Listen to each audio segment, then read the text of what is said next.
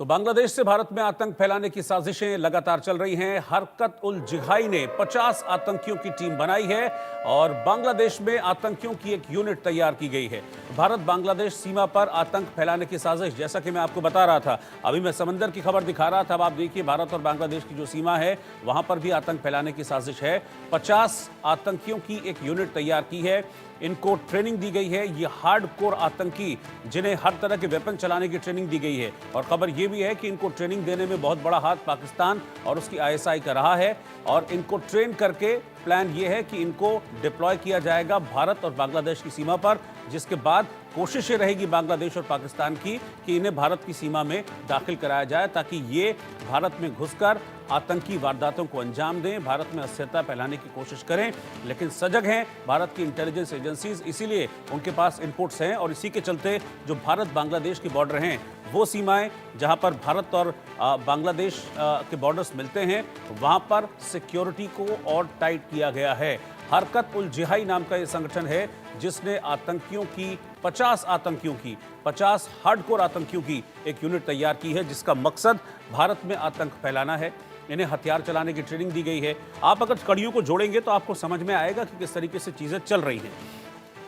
पिछले दिनों खबर आई थी कि पाकिस्तान ने बांग्लादेश को बड़ी संख्या में एम्यूनेशन दिया है, जिसमें हथियार भी हैं, 40 टन आरडीएक्स भी है, आईईडी भी है। तो बहुत सारे गोला बारूद, हथियार, राइफल, बंदूकें सब पाकिस्तान की तरफ से बांग्लादेश को दी गई। अब ये खबर आती है कि 50 आतंकियों की एक यूनिट तैयार की गई है, इनको बांग्लादेश और भारत के बॉर्डर पर डिप्लॉय किया जाएगा। इसी बीच खबर आती है कि बांग्लादेश की जेल से जो आतंकी हैं, हार्डकोर आतंकी, वो फरार हो गए हैं।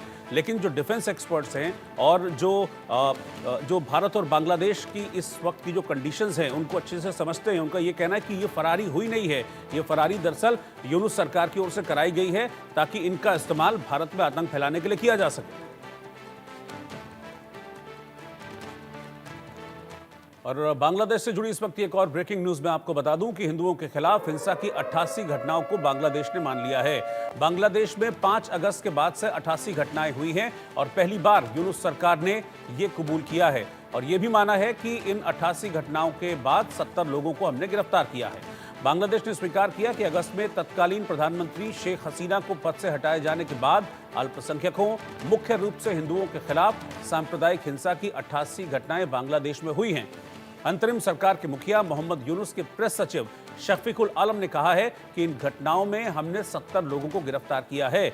लेकिन जो रिपोर्ट्स हैं, मैं फिर से कह रहा हूं, जो रिपोर्ट्स हैं वो ये बताती हैं कि ये 88 घटनाओं को कबूलना सिर्फ और सिर्फ एक आई वॉश है। ये उनका 2% भी नहीं है जितनी घटनाएं बांग्लादेश में हुई हैं हिंदुओं के खिलाफ। आप रोज देखिए, न्यूज़पेपर्स को पढ़िए, न्यूज़ चैनल आप देखिए, हम आपको बता रहे हैं कि कैसे लगातार रोज कहीं ना कहीं हिंदुओं के खिलाफ हिंसक घटनाएं सामने आती हैं। जो हिंदू बांग्लादेश में रह रहे थे, अपनी जान बचाकर यहाँ भारत में लौटे हैं, वो कह रहे हैं कि वहाँ रहने लायक माहौल नहीं है और हर वक्त हर पल उन्हें जान का खतरा सताता रहता है। जो धार्मिक और सांस्कृतिक विरासत है बांग्लादेश में हिंदुओं की, उनको इन हमलों के जरिए, इन सांप्रदायिक हमलों के जरिए नष्ट किया जा रहा है। हिंदू मंदिरों पर हमले किए जा रहे हैं, वहाँ पर जो हिंदू धर्मगुरु हैं वो सुरक्षित नहीं है। इस बीच हिंदुओं पर जुल्म के खिलाफ भारत भी एक्शन में है। भारत बांग्लादेश बॉर्डर पर ट्रकों की कतार इस वक्त लगी हुई है। बॉर्डर पर बांग्लादेश जाने वाला सामान भारत की तरफ से रोक दिया गया है और अब भारत के सेक्शन से बांग्लादेश को सबक सिखाने में मदद मिलेगी और बांग्लादेश में रोटियों के लाले पड़